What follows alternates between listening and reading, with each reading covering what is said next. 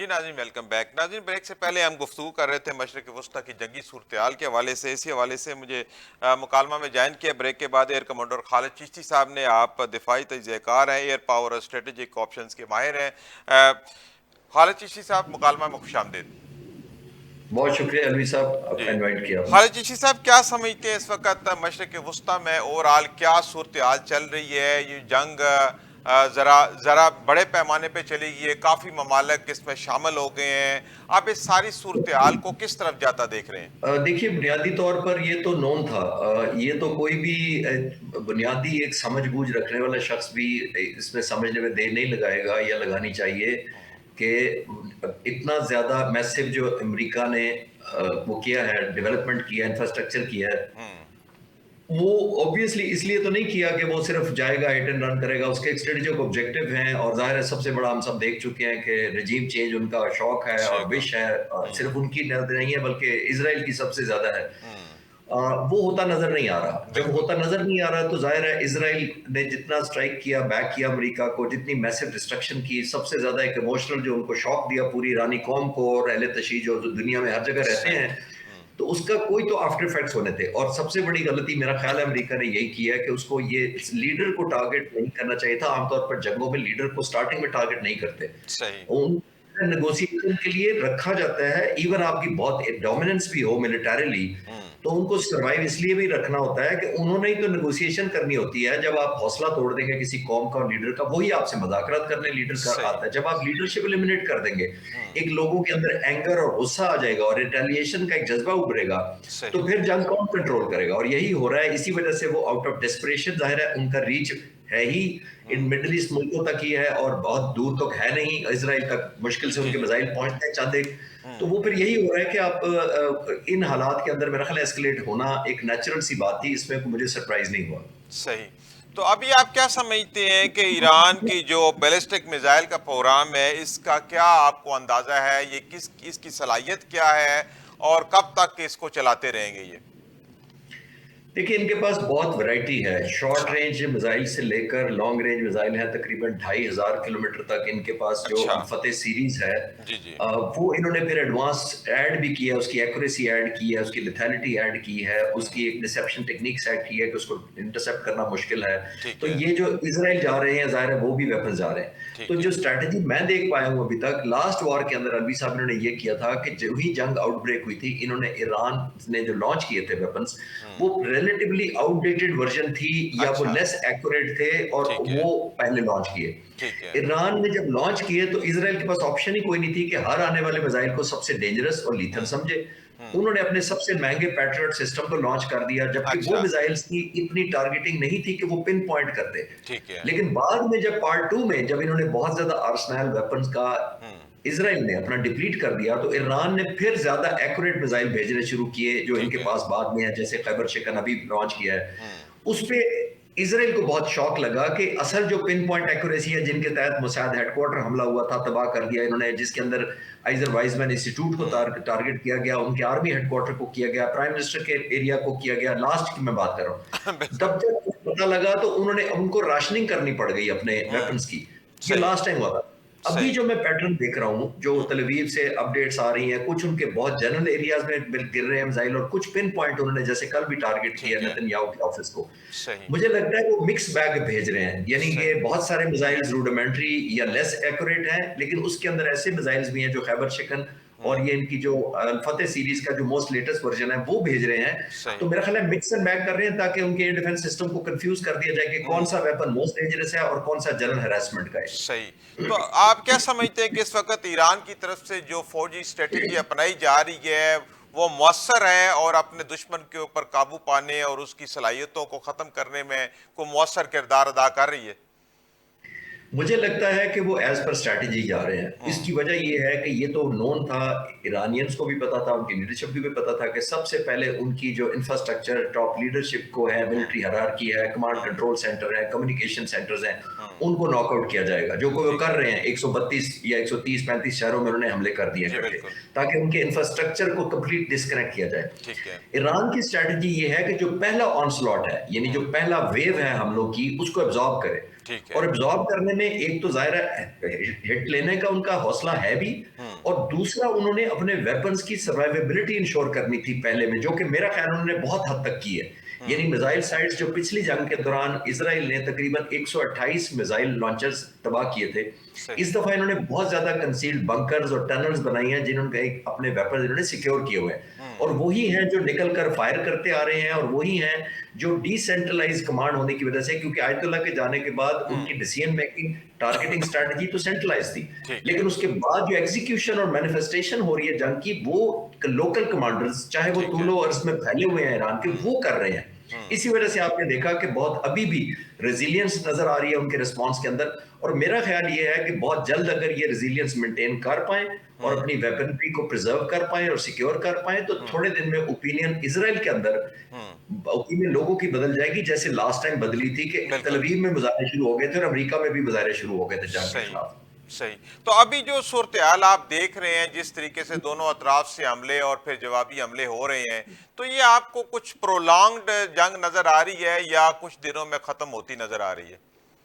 Depend करता है कि दोनों की स्ट्रेटजी क्या है। देखिए, हुँ, अमेरिका भी बहुत ज़्यादा सस्टेन नहीं कर पाता, 3 उनके कल जहाज़ गिरे हैं, अगर एक आध हुँ, और किसी वजह से और गिर गया, और फिर ख़ास तौर पर जो बॉडी बैग्स का क्लेम है कि उधर कह रहे हैं 560 मारे हैं, हाँ जी, अमेरिका कह रहा है बिल्कुल। 3 या 4 मारे हैं, तो बहुत ज़्यादा कॉन्ट्रडिक्शन है। सही। और ये मेरे लिए भी कुछ सरप्राइज़ नहीं थी, क्योंकि कहा जाता है कि जंग में पहली जो अट्रिशन होती है वो सच्चाई की होती है, यानी पहले सही, सबसे सही मारा जाता है, वो खत्म हो जाता है। तो सही। डिपेंड करेगा कि ईरान अगर एक पहला राउंड, जैसे मैंने कहा, ऑनस्लॉट बर्दाश्त करता है, हुँ, तो फिर वो जो हिट बैक करेगा रेजिलियंस दिखा के, वो बहुत ज्यादा इनकी फेवर में जाएगा सही। पब्लिक ओपिनियन में, और ईरान के मुखालिफ तमाम जितने ममालिक हैं उनके अंदर एक एलिमेंट ऑफ कंसर्न हो जाएगा कि हुँ, इस कौम को इस तरह आसानी से नहीं हराया जा सकता, और मेरा नहीं ख्याल कि इतनी आसानी से हराया भी जा सकता है उनको। तो सही। आई थिंक ज्यादा स्ट्रेच हो गई, मीडियम टू लॉन्ग टर्म पे, हुँ। लॉन्ग टर्म में ईरान को ज्यादा फायदा होना शुरू हो जाएगा। सही। अच्छा ये जो कुवैत में 3 अमरीकी लड़ाका तैयारे जो है वो तबाह हुए हैं, तो इसके पीछे क्या स्टोरी है? क्या ये कोई फ्रेंडली फायर से हुए हैं? कहीं से कहा जा रहा है कि ईरान ने गिराए हैं, असल हकीकत क्या है इसके पीछे? देखिए, वो तो जैसे मैंने कहा कि सच्चाई जो पहली होती है, दोनों साइड अपनी अपनी क्लेम कर रही हैं, लेकिन हुँ, मेरा मानना यह है कि फ्रेंडली फायर में 3 जहाज आमतौर पर नहीं निशाना ठीक बनते। है, नहीं बनते। फ्रेंडली फायर होता है, होता रहा है पूरी दुनिया में, लेकिन वो होता है आमतौर पर फॉग ऑफ वॉर के अंदर, एक नेचुरल बिल्ट इन फिनोमेना होता है, हुँ, कंफ्यूजन होता है, पैनिक होता है, टाइम हुँ, कंप्रेस्ड होता है, अपॉर्चुनिटी होती है, तो उसके अंदर बेसफायर हो सकता है। ठीक है, लेकिन वो आमतौर पर एक के बाद उनको रियलाइजेशन हो जानी चाहिए थी, लेकिन ठीक इसमें है। नहीं हो रही, तो इसमें मैं देख ही पा रहा हूँ कि हुँ, एक बात तो ये है कि फ्रेंडली फायर हम तब कहते हैं कि मैंने दुश्मन का समझ के आप मार दिया अपना, ठीक है, पहले सही। तो ये क्लैरिटी हो जाएगी। हुँ, लेकिन अगर दुश्मन का समझेंगे तो कुवैत पे तो कोई जहाज जाने की अभी तो मैं पॉसिबिलिटी देख ही ना हुँ, नहीं रहा कि ईरान की कोई सलाहियत है भी। बिल्कुल। इनके पास फैंटम F4 है, F14 इनके पास बहुत ऑब्सलीट है, शाह फरहान के ज़माने के 60-70 हुँ, साल पुराने जहाज हैं, सही। और इनके पास मिग-29 बहुत ही पुराने हैं, वो नहीं पहुँच हुँ, सकेंगे। सही। तो इन सारी फिनोमिनल्स को देख के मैं कह रहा हूँ कि उनको टारगेट मिसअंडरस्टैंड करने का कोई अपॉर्चुनिटी नहीं थी। सही, हाँ, जहाज़ों के अंदर एक मैकेनिज़्म होता है, उसको कहते हैं IFF, ठीक है, और वो ज़मीन पर भी लगा होता है, वो होता है आइडेंटिफिकेशन ऑफ फ्रेंड एंड फो, यानी ठीक है, दुश्मन और दोस्त की निशानी, वो इक्विपमेंट बताता है। ठीक है। उसको काम करना चाहिए था जब ये लॉक कर लिया इन्होंने, F-15 अगर लॉक किए हैं, तो उस IFF सिस्टम को, उस मिसाइल सिस्टम को इंडिकेट करना चाहिए था ऑपरेटर को कि आपने तो अपने जहाज को लॉक किया। हुँ, तो उसमें उनको फौरन वार्निंग देनी चाहिए थी, वो हुँ, काम करना चाहिए था। वो एक जहाज नहीं, 2 जहाज नहीं, तीनों पे काम नहीं किया, मुझे थोड़ी-सी हैरत है। तो सही। ये एक मेरी पॉसिबिलिटी ये लगती है कि जो ईरान ने possibly um, surface to air weapon लिए हैं पिछले 7 महीनों में, हुँ। ये उनका निशाना बने। सही। अच्छा अब चिश्ती साहब आप क्या समझते हैं कि अगर इनको कोई फ़िज़ाई यानी कि सलाहियत की ज़रूरत पड़े ईरान को, तो इसके पास कोई ऐसी फ़िज़ाई सलाहियत मौजूद है, कोई तैयारे मौजूद हैं कि वो तैयारों के इस्तेमाल से अपने दुश्मन तक पहुँच सके? नहीं, बहुत लिमिटेड है, शायद वो लोकल एयर डिफेंस के लिए तेहरान के ऊपर उड़ा लें, लेकिन उसका भी रिस्क ये होता है कि जिस तरह के जहाज़ अमेरिका के पास हैं, हुँ, F-35 और इस तरह के जहाज़ हैं, और um, beyond visual range missile उनके पास बहुत लॉन्ग रेंज है एज़ कम्पेयर सही। To Iran. इनके पास BVRs इस तरह कैपेबिलिटी नहीं है, तो चांसेस हैं कि अगर ये उड़ाएँगे तो ये खुद निशाना बन जाएँगे सही। स्टैटिस्टिकली। बाकी तो अल्लाह बेहतर जानता है। सही। दूसरा ये एयरफोर्स उन्होंने बहुत ज़्यादा इन्वेस्ट नहीं की, जो वो खतरा मोल ऑब्वियसली लेंगे या खतरे में डालेंगे इसराइल को, वो बैलिस्टिक मिसाइल्स और क्रूज मिसाइल हैं और सही। वही वहां तक जा रहे हैं। और सही। आज इनके पास कोई जहाज होते भी अलवी साहब, तो आप हम्म। एग्री करेंगे कि दरमियान में इराक और सीरिया हम्म। और इस तरह की एयर बिल्कुल। स्पेसेस आती हैं, जॉर्डन, उन्होंने तो गुजरने ही नहीं देना था स्ट्राइक सही, करने तो के इनके लिए। काम नहीं आने इसलिए थे। उनका काम नहीं आने थे, अगर होते भी तो सिर्फ हम्म। डिफेंस के लिए कर सकते थे। और हम्म। वो भी जाहिर है इस वक्त कोई कंपैरिजन नहीं है अमेरिकन के साथ उनका। सही। तो आप क्या समझते हैं कि ईरान के पास कोई एयर डिफेंस सिस्टम ऐसा मौजूद है कि जिससे हमला आवर होने वाले जहाज़ों को वो पहले से रोक सकें? जैसे ये पहले हमला हुआ तो राबर की वहां पे शहादत हुई, तो अगर कोई इनके पास ऐसा निज़ाम मौजूद था या उस वक्त एक्टिव ना हो सका? जी, ये तो ज़ाहिर है, इसमें तो कोई शक नहीं है कि अमेरिका ने और इज़राइल ने जो पिछली जंग हुई थी, तमाम इनके एयर डिफेंस सेंसर्स को मैप किया होगा, ठीक है। इलेक्ट्रॉनिकली उन्होंने हम्म। एक डेटाबेस बनाया होगा। हम्म। और पिछली दफ़ा भी उन्होंने जैम कर दिए थे, अभी भी उस तरह ये इलेक्ट्रॉनिकली उनको डिसेबल करके आए होंगे। सही। ज़ाहिर है ये खतरा तो वो ले नहीं सकते होंगे। जी जी। तो ईरान का क्योंकि सिस्टम इतना मॉडर्न नहीं है जितना अमेरिका और इज़राइल के पास सप्रेशन का सिस्टम है, तो हम्म। आई एम श्योर कि उन्होंने ये रीड भी किया होगा। हम्म। और एक और चीज़ आप एग्री करेंगे कि 1 महीने डेढ़ से जो प्रेसिडेंट ट्रंप रोज़ाना कहते थे कि जी मैं जी। हमला करने आ रहा हूँ, वो भी शायद यही वजह थी कि वो मैपिंग कर रहे थे इनके असले की, कि हम्म। डिप्लॉयमेंट क्या है, इलेक्ट्रॉनिक सिग्नल सही। क्या है, इनके रेडार हम्म। कौन से हैं, कौन सी हम्म। फ्रीक्वेंसी पर ऑपरेट करते हैं। तो हम्म। उनको ये रीड कर रहे थे, जिसकी वजह से इन्होंने फिर अब आकर हमला डिले करके किया है। I think after having deliberated करके उन्होंने सारा किया। सही। तो इस हिसाब से चिश्ती साहब पे सारा दारोमदार तो ईरान का फिर मिसाइलों के ऊपर ही हुआ, वो मिसाइलों के जरिए जंग लड़ सकते हैं। तो क्या ईरान के मिसाइल जो इस वक्त है, आप क्या समझते हैं कि वाकई वो सेफ हैं, उनको निशाना नहीं बनाया जा सकता, वो कहीं अंडरग्राउंड सेफ हैं, या वो भी इसी तरह कहीं खुदा ना खास्ता अमरीकी निशाना बन जाए? नहीं, अरबी साहब, ये बहुत उन्होंने लास्ट टाइम भी अपनी टनल्स और ट्यूब्स थी इनकी, अंडरग्राउंड थी, और बहुत सारा हाइडिंग प्लेसेस थी इनके पास, जहां इन्होंने लास्ट टाइम भी रखा था, इसीलिए ठीक सर्वाइव है। भी कर गया था। और 12 दिन तक आपने देखा था हमले होते रहे थे सही। एक बार। जी और जी। सिर्फ 128 लॉन्चर्स तबाह किए थे इसराइल ने, हम्म। इसमें तो कोई शक नहीं है, लेकिन 128 से इनके पास कहीं ज्यादा है, नंबर ठीक है। 1। नंबर 2, इनको पता था, डे 1 से उनको पता है कि हमारे पास जब भी हम पे हमला हुआ, किसी दुश्मन ने भी किया, सबसे ज्यादा एयर पावर इस्तेमाल होनी है। सही। तो एयर पावर को बुनियाद बनाकर या पर्पस करके उन्होंने पहले ही सारी हाइडिंग प्लेसेस अंडरग्राउंड ही की हुई हैं, ठीक यानी है। टनल्स के अंदर ही की हुई हैं, ट्यूब्स बनाई हुई हैं, बहुत बड़े कंपाउंड्स हैं अंडरग्राउंड, 4-4 5-500 फुट नीचे। हम्म। तो मेरा ख्याल है उनको रीच आउट करना इस वक्त तो मेरा नहीं ख्याल कि इसके बस में होगा इसराइल के या अमेरिका के। वो सही। सर्वाइव करेंगे, क्योंकि सर्वाइवेबिलिटी ही उनकी वॉर फाइटिंग है सही। बुनियादी तौर पर। वेपन सही। लेना और चीज है, लेकिन अगर हम्म। वेपन तबाह कर दिया जाए तो किस काम का है? तो हम्म। उन्होंने सर्वाइव कराकर हिट बैक करना है। और मेरा हम्म। ख्याल है अगर ये पहला राउंड लेकर बाकी सस्टेन हिट हम्म। बैक कर सकेंगे, तो आई हम्म। थिंक चीजें टिल्ट होना शुरू हो जाएंगी अगेंस्ट अमेरिका एंड इसराइल। सही। अच्छा जिससे साहब, ईरान के बैलिस्टिक मिसाइल के बारे में कहा जाता है कि खित्ते का जो है वो सबसे ताकतवर ये निज़ाम है, तो इसकी क्या वजूहत है? वाकई इनका बैलिस्टिक निज़ाम जो है ईरान का, वो बहुत सिस्टम तगड़ा है और टेक्निकली साउंड है? देखिए, उनका तो सारा सर्वाइवल ही, वॉर फाइटिंग ही बैलिस्टिक और क्रूज मिसाइल्स और हम्म। लॉन्ग रेंज वेपन्स पर है। ठीक है। क्योंकि उन्होंने तो एयरफोर्स पे इतना इन्वेस्ट नहीं किया, हम्म। आर्मी की आर्टिलरी इतनी दूर जा नहीं ठीक है। सकती। ठीक है। नेवल बोट्स तभी एक्टिव होंगी जब अमेरिका फिजिकल लेकर अपना एयरक्राफ्ट कैरियर हम्म। डिस्ट्रॉयर लेकर समुद्र में आएगा, तो वो एक्शन में आएंगी। उन्होंने तो खास तौर पर इसराइल को टारगेट करना है, जो कि हम्म। फर्स्ट इमीडिएट प्रायोरिटी है उनकी। और बिल्कुल। इसराइल को टारगेट ना वो बहरी जहाज से यहां से कर सकते हैं, ना जमीन से कर सकते हैं। ठीक एक है। एयर मीडियम है उनके पास, फाइटर जहाज जा नहीं सकते। और हम्म। अगर फाइटर जहाज भी नहीं जा सकते तो फिर क्या जाएगा? फिर सिर्फ सरफेस टू सरफेस मिसाइल जाएंगे, जो कि जा रहे बिल्कुल। हैं। तो बिल्कुल। उनके पास तो वन एंड ओनली जो सही मानों में इसराइल के खिलाफ खास तौर पर कोई पोटेंट वेपन है, तो वो ये बैलिस्टिक और क्रूज मिसाइल हैं। और हम्म। उन्होंने 7-8 महीनों में इनको एक्यूरेसी को, इनकी रेंज को हम्म। काफी ज्यादा पॉलिश किया है। सही। अच्छा, जो ईरान के पास शहाब 3 है, ये तवील मार करने वाला, इसकी क्या सलाहियतें हैं शहाब 3 की? सिर्फ शाब 3 नहीं है उनके पास, हम्म। ये जो अल फतेह है उनके पास सीरीज है बुनियादी तौर पर। ठीक है। और अल फतेह के भी काफी वर्जन है उन्होंने, जिसकी अच्छा। 1200-1300 किलोमीटर से शुरू करते हैं, शाब की जो शुरू होती है, और फिर ठीक है। तकरीबन जो 2400-2500 तक जाती है, वो इनका अल फतेह जो लेटेस्ट वर्जन है हम्म। उसकी जाती है। और सही। जो लेटेस्ट इनके पास सारा अर्सनल है, उसके अंदर बहुत ज्यादा, जैसे मैंने अर्ज किया ना, कि पिन पॉइंट एक्यूरेसी भी है। जी और जी। अभी जिस तरह वो उन्होंने हेडक्वार्टर वगैरह को हिट किया है, वो हम्म। इटसेल्फ मैनिफेस्ट कर रहा है हम्म। कि इन्होंने जो मिसाइल टेक्नोलॉजी एक्वायर की है या लोकल बिल्ड किया है, जो अभी इनके पास वार अर्सनल हैं, जो वेपन्स हैं, सही। वो जून की निस्बत मुझे बेहतर लगी है, क्योंकि 3 दिन के अंदर अभी नॉकआउट कर दिया, और अगर ये सस्टेन हुई तो ये और ज्यादा शायद इसराइल के लिए एम्बेरस कर सकेंगे, और सही। खासतौर पर मिडल ईस्ट में तो पहले ही वो कर ही रहे हैं, जो नेबरहुड में है वहां वो दूसरे मिसाइल भी भेज सकते हैं वो लोग। सही।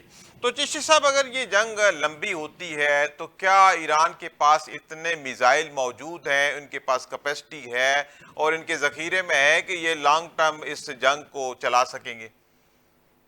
देखिए अभी साहब, लॉन्ग टर्म तो एक रिलेटिव टर्म बात है, कि लॉन्ग टर्म का मतलब है कि इतना देर तक जब तक एक सबक सिखा सकें, एक पब्लिक ओपिनियन खिलाफ कर ठीक है। सकें इसराइल में और अमेरिका में, कांग्रेस को कहें कि वो नोटिस लेकर वॉर पुल आउट करने का कोई कहे अमेरिकी सदर से, यानी उनको तो लॉन्ग टर्म ये है ना कि जब तक दुनिया बीच में कोई पड़े सीज फायर करवा दे, तो ये उनके लिए लॉन्ग टर्म है। ठीक और है। अगर वो लॉन्ग टर्म तक अपनी हुकूमत को सरवाइव कर जाते हैं, ये रजीम कंटिन्यू करती है, तो मेरा ख्याल है उनके लिए तो ओवरऑल ईरान के खिलाफ अमेरिका और इसराइल की जंग नाकाम कहलाएगी हिस्ट्री के पॉइंट ऑफ व्यू से। बिल्कुल। क्योंकि कामयाबी तो तब है उनकी कि अगर रजीम चेंज हो जाती, या ये इनके लीडर हयात होते तो वो सरेंडर करने का अनाउंसमेंट करते, तो उनकी तो बिल्कुल। जीत सिर्फ लोग इसी में मानेंगे। सही। अगर इससे नीचे कुछ भी है, उनकी लीडरशिप सर्वाइव करती है, सीज फायर हो जाता है, तो फिर इसराइल ने और अमेरिका ने क्या टेक होम किया, कौन कुछ सी भी नहीं। वॉर ट्रॉफी लेकर जाएंगे अपने लोगों को दिखाने के लिए। सही। तो मौजूदा जो हालात आप देख रहे हैं ईरान के अंदर, सुप्रीम लीडर की शहादत के बाद कोई रिजीम चेंज के हवाले से कोई क्लू मिल रहा है, कोई ऐसी सूरत हाल नजर आ रही है? नहीं, मैं अभी तक नहीं रीड कर पाया। उसकी वजह ये है कि देखिए, ये जो इन्होंने बहुत टैक्टिकल गलती की है मेरे नज़र में, जो पहले दिन लीडरशिप को शहीद कर दिया, 40 को शहीद किया, उससे एक सिंपैथी ऑल ओवर स्प्रेड करती है, ना सही। सिर्फ ईरानी लोगों में, बल्कि अहले तशीह जितने उनके फॉलोअर ग्लोबली हैं। जी तो बिल्कुल। एक नेचुरल रिस्पॉन्स आना था, पहली बात तो ये है। सही। दूसरी बात ये है कि जब आप लीडरशिप को एलिमिनेट कर देते हैं, तो एक लोग अफसोस में चले जाते हैं, जी जी। अफसुर्दगी में चले जाते हैं, और एंगर और रिवेंज मोड में चले जाते हैं, यानी आप सही। बदला लेने के मोड में चले जाते हैं। जब बदला सही। लेने के मोड में चले जाते हैं, तो एक नेचुरल इंस्पिरेशन ऐड हो जाती है लोगों सही में। कह रहे हैं, वो बिल्कुल। ही अमेरिका को सामना करना पड़ रहा है, जी कि जी। वो जो लोग फेंस पे इंतजार कर रहे होते हैं ना, कि अब हम जी जी। हुकूमत के साथ हैं या हम हुकूमत के मुखालिफ हैं, जी जी। वो भी एक समझते हैं, एक सेल्फ पिटी सिंड्रोम में चले जाते हैं, एक सैडनेस में चले जाते हैं कि हमारे पर हमला हो गया, हमारी सही। सॉवरेनिटी चैलेंज, तो अब हम हिट बैक करेंगे। और सही। वो जो लीडरशिप रिमेनिंग बच जाती है, उससे फिर वो डिमांड करते हैं कि आप बदला लें। तो आई थिंक सही। ईरान उस फेज से गुजर रहा है इस वक्त। गुजर रहा है। अच्छा चिश्ती साहब, आप क्या समझते हैं कि ईरान के पास कोई हाइपरसोनिक मिसाइल भी मौजूद है और वक्त आने पे उसको इस्तेमाल में ला सकते हैं? या जी, जो खैबर शिकन कहा जा रहा है, मेरा ख्याल है ये हाइपरसोनिक है, और हाइपरसोनिक आपके व्यूअर्स के सामने के लिए मैं बता दूं, ये आमतौर पर आवाज की रफ्तार से 5 या 6 गुना ज्यादा स्पीड अच्छा। पर उड़ता है। इसको सही। इंटरसेप्ट करना बहुत मुश्किल होता है, और अगर स्पेशली सैल्वो में अगर साइमल्टेनियसली बहुत सारे फायर किए जाए, तो और ज्यादा मुश्किल हो जाता है। सही। तकरीबन रफली अगर आवाज की स्पीड अगर मैं कैलकुलेट करके बता सकूं, तो ये 5,500 से 6,000 किलोमीटर पर आवर के हिसाब से फायर किया जाता, ट्रेवल करता है। और ये ठीक है। इतनी जाता है, पहले ये आउटर स्पेस में जाता है, वहां से डाइव डाउन करके आता है, और इसकी रिएक्शन टाइम कम होता है, क्योंकि इसकी स्पीड बहुत तेज होती है, तो इसको इंटरसेप्ट करना मुश्किल होता है। और खास तौर पर जैसे मैंने कहा कि अगर हंड्रेड्स में कर दें, अगर लॉन्च कर दें, तो फिर और ज्यादा चैलेंजिंग होता है डिफेंस के लिए। सही। सही। अच्छा चिश्ती साहब, ये न्यूक्लियर सलाहियत के हवाले से ये सारा कुछ हो रहा है, तो अब आप क्या समझते हैं कि इस वक्त ईरान इस हवाले से कहाँ खड़ा है? क्या ईरान इस वक्त न्यूक्लियर पावर बनने के करीब है या अभी वक्त है? देखिए, वो अनाउंसमेंट तो कोई नहीं करेगा, लेकिन अगर उन्होंने किया भी है तो बिल्कुल ऐलान नहीं करेंगे, बिकॉज वो फिर सारी सिंपैथी अमेरिका की तरफ शिफ्ट हो जाएगी, और अमेरिका समझेगा कि मेरी जंग जस्टिफाइड थी। इजराइल भी सही। कहेगा लोगों को कि देखो, हमने कहा नहीं था कि उनके पास वेपन्स हैं। हम्म। मेरा नहीं ख्याल अगर कोई पोजेस कर भी लिया, जो कोई इंडिकेटर तो कोई नहीं है, लेकिन अगर किसी तरह उनका न्यूक्लियर स्टेटस हो भी चुका है, तो वो इस वक्त ऐलान नहीं करेंगे। शायद किसी वक्त अगर कर लिया तो सर्वाइवल के लिए इस्तेमाल करें, तो वो अभी देखना बाकी है। लेकिन ये सिर्फ एक फर्जी बात पे मैं कमेंट कर रहा हूँ, लेकिन अभी हकीकत में भी डाटा ऐसा सपोर्ट नहीं करता। सही। तो अब आप क्या समझते हैं कि इस वक्त मशरिक वुस्ता में अगर ये जंग आगे जाती है तो किस किस्म की आलमी सफबंदी हो सकती है? क्या ईरान के साथ रूस, चाइना, दीगर ममालिक खड़े हो सकते हैं? आप क्या समझते हैं कि आने वाली सूरत हाल कैसी होगी? देखिए, बहुत चैलेंजिंग सिचुएशन है, और मैं अक्सर कहता हूँ कि यातुल्लाह खामनाई जो थे, ये इस पूरे खित्ते में he was the last man standing. ठीक है। लास्ट मैन स्टैंडिंग का मतलब यही है कि उनके जाने के बाद आप बताइए कौन स्टैंड लेगा इतना स्ट्रांग। बहुत मुश्किल हो जाएगा। और खुदा ना खास्ता ईरान की ओवरऑल नजीम या हुकूमत गिर जाती है और प्रो अमेरिका या प्रो इसराइल को हुकूमत आ जाती है, तो वो तो पाकिस्तान के लिए भी बहुत चैलेंजिंग है और सही। खित्ते के लिए भी। आप देखें ना, फिर यही मुल्क जो मिडिल ईस्ट के मुल्क हैं, इनकी क्या होगी, इनके पास कैसे रिलेशनशिप होंगे अगर कोई ऐसी हुकूमत आ गई, तो वो भी बहुत डैमेजिंग होगी सही। खित्ते की स्टेबिलिटी के लिए भी, पाकिस्तान के लिए भी, और इंटरनेशनल जो पीस है हम्म। उसको बहुत बड़ा धचका लगेगा। और सही। आने वाले वक्त डिसाइड करेंगे कि, लेकिन मेरा नहीं ख्याल कि इतनी जल्दी को रजीम चेंज करने की पोजीशन में अमेरिका लग रहा है। और सही। जैसे मैंने रीजंस बताए कि लोग गुस्से में है, रिटेलिएटरी मोड में है, तो इन हालात में तो और ज्यादा मुश्किल हो जाता है हुकूमतों को बदलना। सही, सही है। बहुत शुक्रिया चिश्ती साहब, आपने वक्त निकाला और प्रोग्राम में शामिल हुए। नाज़रीन, इसी के साथ प्रोग्राम मुकालमा का वक्त अपने इख्तिताम को पहुंचता है। अपने मेज़बान सईद अलवी को इजाज़त दीजिए। अल्लाह हाफ़िज़।